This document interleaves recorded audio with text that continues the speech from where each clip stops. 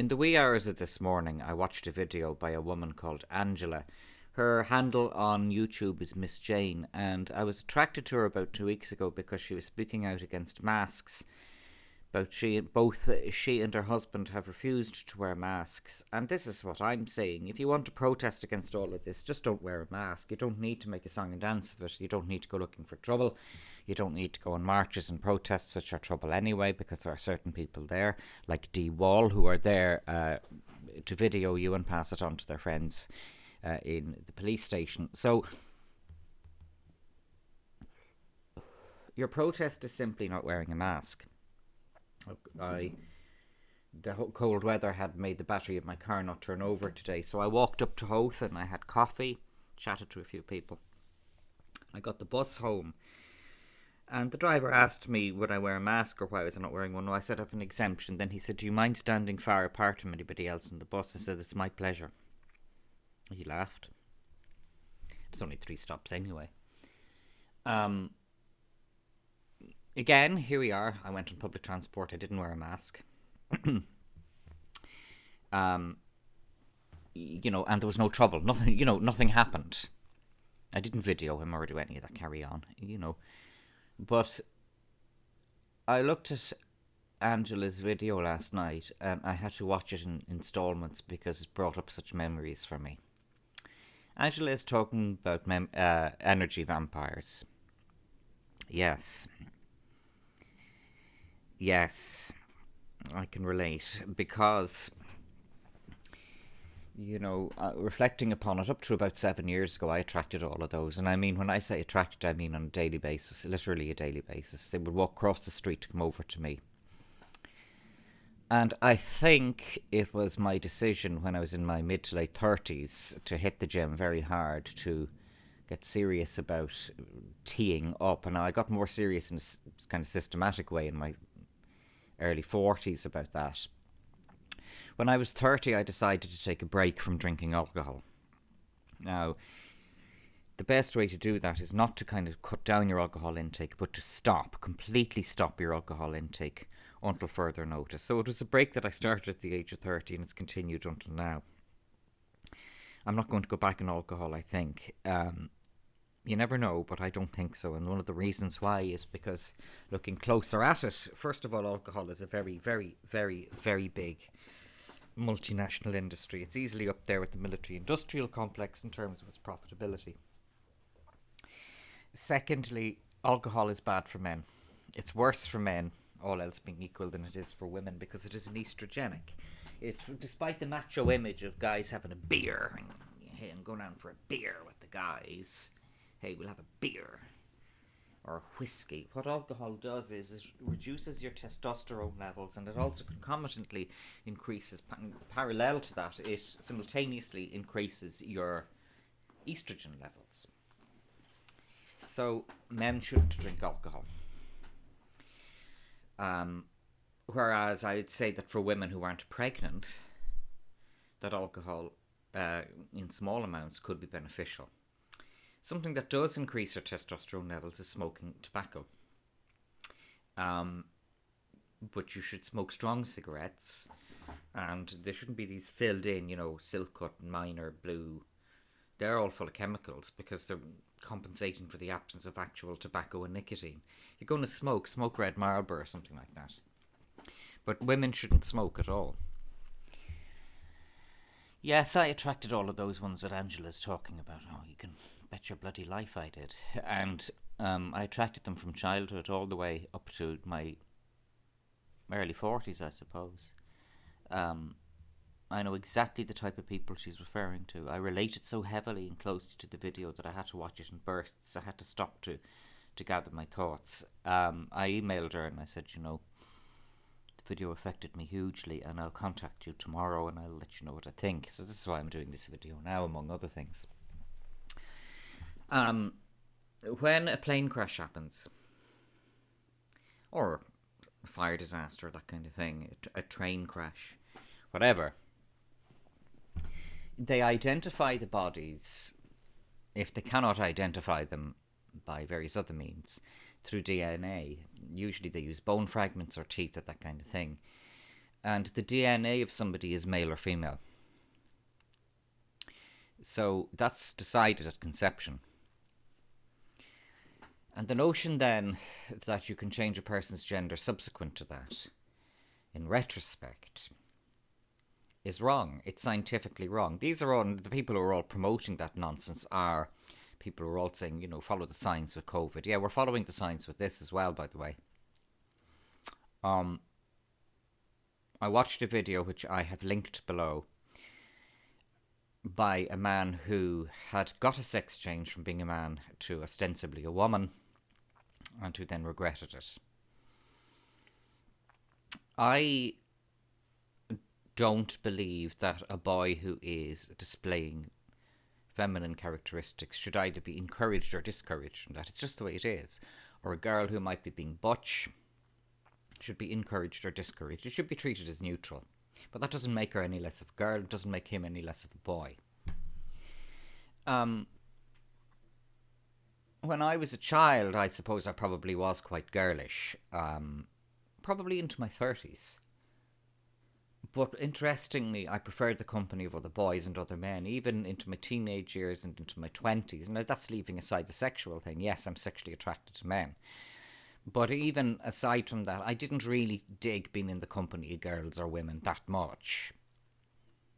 When I would have jobs in a factory or a job in those kind of labouring jobs, I always loved the chat with the guys and the banter. I loved all that.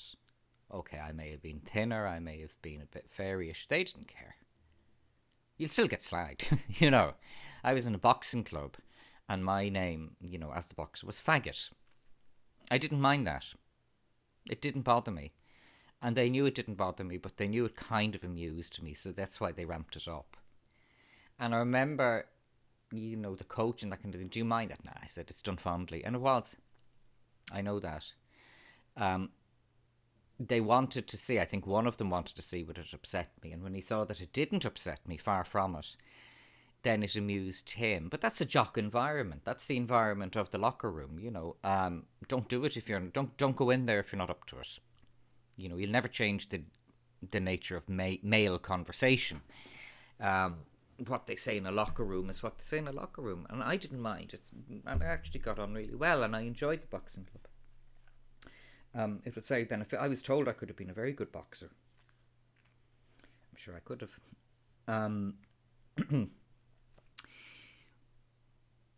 The video that I've linked below is dealing with the fallacy and evil of the transgender agenda. I, until quite recently, was disinclined to speak out about it, and I realise in retrospect it was because I was afraid of the reaction of that whole bunch of people, because they are very vicious. Then I said to myself much more recently, when have I ever been afraid to speak out about something that I think is wrong? When somebody gets what's called gender reassignment surgery, one of the net effects of it in all instances is that it makes them unable to reproduce. So a man gets a sex change, a woman gets a sex change, and the net and irreversible result of it is that they cannot have children. Then you have to ask, is this deliberate? There is nothing wrong, as I said, with being a butch woman, and there is nothing wrong with being an effeminate man. Also, our times, in fairness, have become more tolerant. People are more tolerant of that now. They are more tolerant of that now. But that doesn't mean that surgery and the pumping up of an individual with hormones that are contrary to their DNA doesn't mean that actually changes their gender or makes them different from how they were conceived. I don't believe in cruelty to anybody. I believe that many of the people who are going through what they call gender reassignment, that they deserve to be treated sympathetically. Nobody deserves to be persecuted. Nobody deserves to be attacked or insulted. But it doesn't mean that I'm willing anymore to really suppress my opinions on this thing. First of all, as I said, I don't believe that gender can be changed by surgery and pumping somebody with hormones. And secondly, I don't believe that I have an obligation to suppress that opinion. Based upon things that are coming out from people who are detransitioning, I think it needs to be spoken out against. In Ireland, Roderick O'Gorman, who I think is an extremely questionable individual, is now propagating, or maybe has brought in legislation, I'm not sure, I haven't really kept abreast of it, is promoting the notion that children should be able to begin gender reassignment without the consent of their parents. That's evil. Puberty blockers and pre-puberty surgery. That's evil. Parents, these ranala yummy mummies who are doing it to be fashionable need to be stopped. And we need, as much as we need the intervention of government, which I don't want government getting itself involved in people's lives. But the notion that the government with that thing O'Gorman is promoting this. O'Gorman has an NPC face. They all do. Eventually you begin to see that face on them. About 3 years ago, the NPC meme, the semiotic of the NPC, came out, and it triggered a lot of the mainstream, and the reason why is because they knew it was right. That we out here had stumbled across something that they didn't like. Ed Sheeran has the NPC face. Actually, I don't know anybody with the NPC face more stereotypically than Ed Sheeran. But Roderick O'Gorman has the NPC face as well, and promoting the notion that children should be able to disobey their parents and go against the wishes of their parents and get puberty blockers in the beginning of a process which is irreversible and which I believe is unnecessary and false anyway. That's evil. But Roderick O'Gorman is with the Green Party, and they're an evil bunch of people, the Green Party are. I was thinking recently about how Ireland's railways have deteriorated so badly in the past 40 years. I mean, I'm part of groups on Facebook when I'm not in a Facebook jail. I'm part of groups in Facebook that are talking about, rail history. So up to 1987, for example, trains ran from the North Wall and Connolly up to Mullingar and then westward via Moat over to Athlone and then to Westport and Galway that way. In Westport, there was a railway line out of Westport Station down to Westport Quay. In Sligo, there was a railway line out of Sligo Station down to Sligo Quay. The Sligo railway line was originally intended to be an extension to Donegal, but they never got round to it. They're all now in rack and ruin. Westport Quay had the tracks removed and was turned into one of these psychotic greenways or something. The Westport to Achill branch line, which closed in the 1930s and had its bridges demolished and tracks removed then, has been turned into a greenway. That's positive. That was a good use of it. But the Greens have latched onto that for closing existing but defunct railway lines. Until relatively recently, you could get a train from Limerick to Rosslare Harbour. Went from Limerick to Waterford and then across country down to Rosslare Harbour. And people said it was a beautiful cross-country train ride. The railway is still there from Waterford to Rosslare Harbour. And it's now falling into rack and ruin, and the psychotic Greens are talking about removing the tracks and putting in a cycleway. It's not worth getting upset about. I'm a guy sitting at a computer talking into a microphone. How much can I do?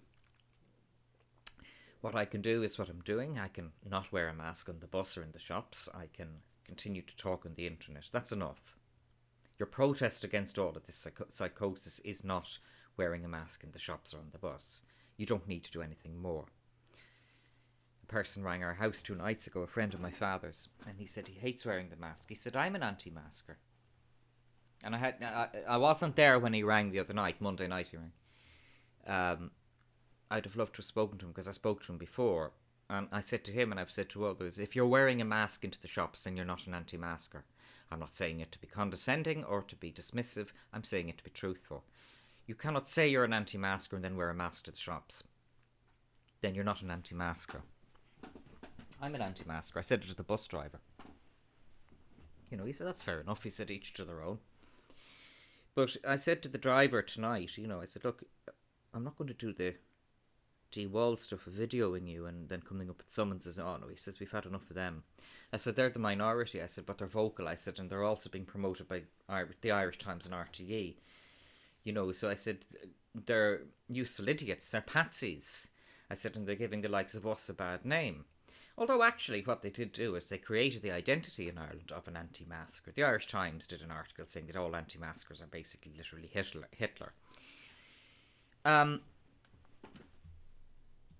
And I just went looking for it on Facebook now, and it seems to have been deleted. Maybe Thomas can lend some insight into that. Because I thought it was one of his most insightful Facebook posts in a very, very long time. Now, here I am annoyed I didn't screenshot it. Let's just look and see. Hold on, I'll press pause and see if I screenshotted it. No, I didn't screenshot it for my sins. What Thomas was saying is that there's going to be a reckoning by small to medium-sized businesses, including, say, hairdressers, hotels, pubs, restaurants, cafes, and such like, against those who promoted the lockdown. He also mentioned the civil servants who have been furloughed at home, and they're not on the €350 a week, you may mark my words. They're on the full salary with all the perks watching Netflix, the civil servants sitting at home. I deal with certain civil servants in the Department of Justice in the High Court, and they're excellent at their job and they're nice people to deal with. But many of the other ones are not. I totally get what he's talking about there. He said that certain businesses will be, I suppose I'll measure my words here, selective in the type of custom that they encourage once all of this is over. This is like Nuremberg in 1945. We will be watching out for who was on the wrong side of history. One of the things that was remarked on by somebody on my behalf was that I have said that we need to focus on the mainstream media.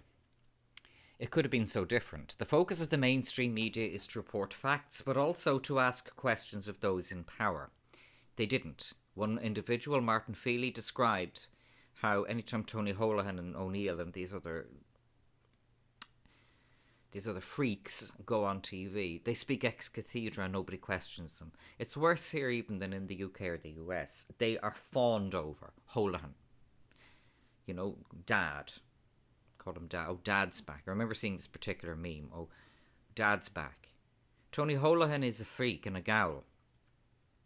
I'm very tired tonight. I'm actually slurring my words. You'd think I was drinking, but it sounds me. I'm not, but you know, I'm actually really, really knackered because of things that have been going on, which I don't need to bore you with.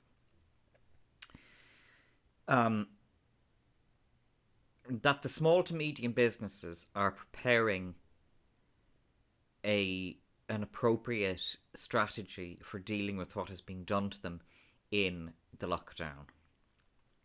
Whether COVID-19 was real or not is separate from the fact that it did not require what was done. Therefore, we have to ask, why was it done? What was the agenda and who benefited from it? You must remember that when Hitler took over Europe in 1940, it was based on sand. People were demoralised by it. People said, this is the new order. How long did it last? Now, the destruction of the new order was catastrophic across Europe. The collateral damage to Europe, the loss of life, loss of business, loss of property, etc., loss of beautiful archaeological heritage, Dresden, all of the Hamburg, all of those kind of places. It was irreparable. But ultimately Hitler was defeated. And the Soviet Union, communism was defeated. And this will be defeated as well. It'll be defeated as much as they were. They were completely defeated, and this will be completely defeated. But we mustn't forget the people who are on the wrong side of history. Whether it's a neighbour who snitches on you to the guards for not having a mask on in the supermarket, whether it's the mainstream media who promoted the lies, whether it's tweets from RTE wannabes saying how much Varadkar had moved them to tears with some psychopathic speech of his. Let's talk about the psychopath for a moment. There's a conflict in any psychopath. In Varadkar, that comes across in twitches, and it comes across, Thomas Sheridan said, you know, whenever Varadkar is speaking in these long, disfluent diatribes that he comes out with, you know, at a pause, wouldn't it be good if you entered Park Life? Park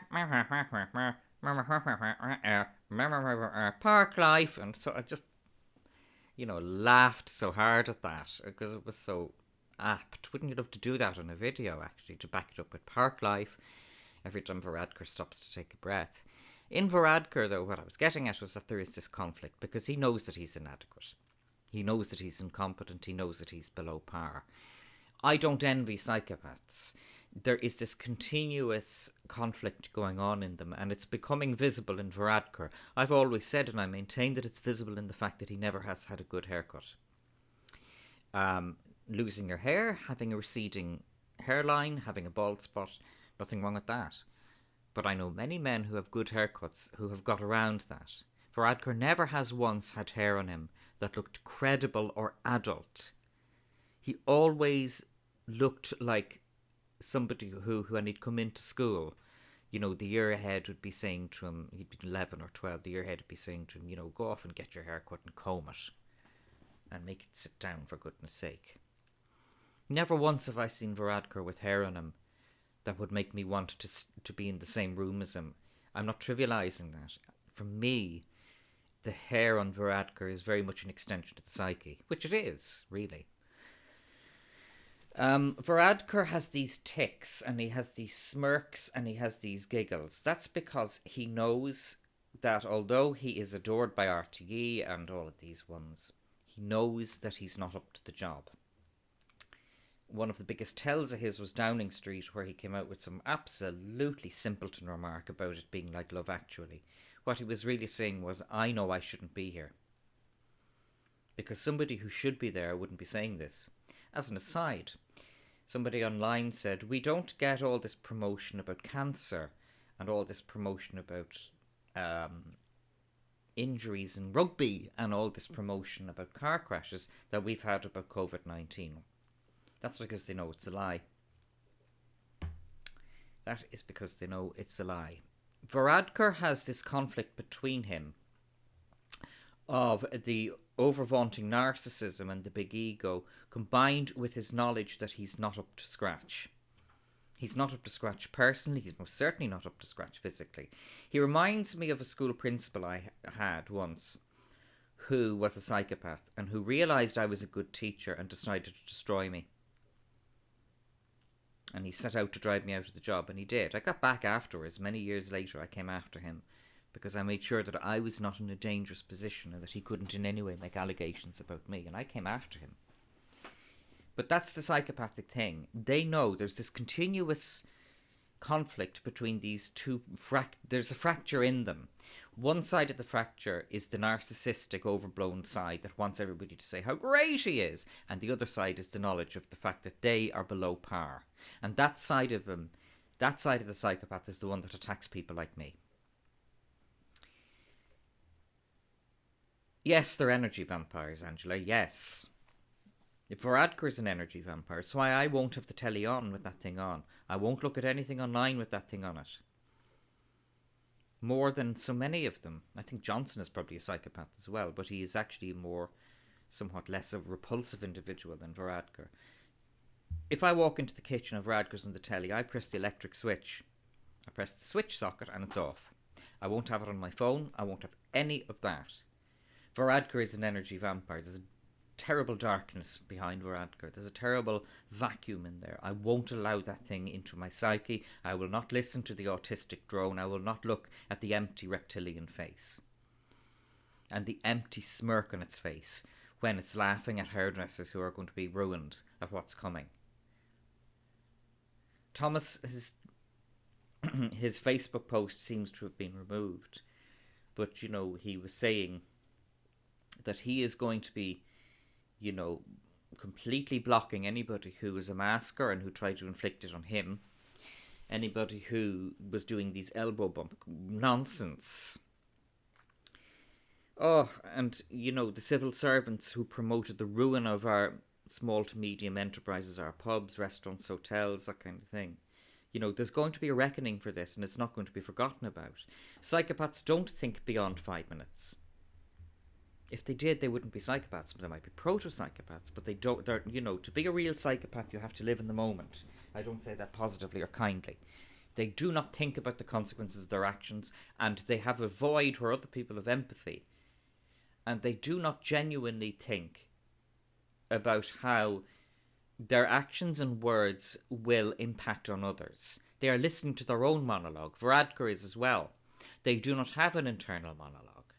Instead, they have that conflict in them between the narcissism of Varadkar and that principal I had. And I wouldn't have let that man clean toilets with his toothbrush. Nor Varadkar. There's the narcissism, and then there's the reality where they know at a primitive level that they are not up to it personally, intellectually, professionally. Varadkar's narcissism has now been fueled for long over 3 years by primarily RTE and by the Irish Times and others in mainstream media. The cheese brains out there are cheese brains. Thomas posts today about the War of the Worlds, Orson Welles' thing, and how people were told in advance, there's going to be this radio play broadcast, it's fictional, it's an adaptation of a book, and they still all wanted to believe it, and that's the vacuum in them. This is why, and the phenomenon and the event with the War of the Worlds should have been a lesson to us of how important and influential mainstream media is. In Ireland, our mainstream media could have done so much. They could have questioned the narrative regarding COVID-19. They could have asked substantial, courteous and relevant questions of all of these people in power, like O'Gorman, Varadkar, Martin, Holohan, O'Neill, all of them. They chose not to. Simon Harris. Simon Harris admitted that he called it COVID-19 because he thought there was 18 previously. Then he laughed about it and said, I made a boo-boo. Nobody in RTE or the Irish Times said, Harris, has this occurred to you that first of all, your initial mistake, secondly, your claims about this initial mistake, and thirdly, your efforts to sanitise it and make light of it, do you think that this may imply that you're not fit for public office? Nobody asked that. We will not forget them for this. We will not forget them for this. They could have done so much more. The people who read the Irish Times take it for, they trust the Irish Times. The people who watch the news on RTE and Clareburn live, they trust it. Claire Byrne and the soy boy who's running her show, these things are behind her. Claire Byrne, the RTE News, the Irish Times, they could have done it differently. They could have changed so much. They could have avoided so much hurt and damage done to people if they had taken a different position from the one that they took. So this is why Thomas is talking about, the civil servants, that he's right. I accept he's right. My approach is that we need to recognise the extent to which the mainstream media was complicit in allowing the cheese brain part of our population to believe lies. They allowed them to believe lies 2 ways. First of all, by promoting the lies, but secondly, by not saying the things that needed to be said. So it was by action and omission, and they omitted also to ask the important questions of those people in power. We spotted it out here. We're not going to let them forget.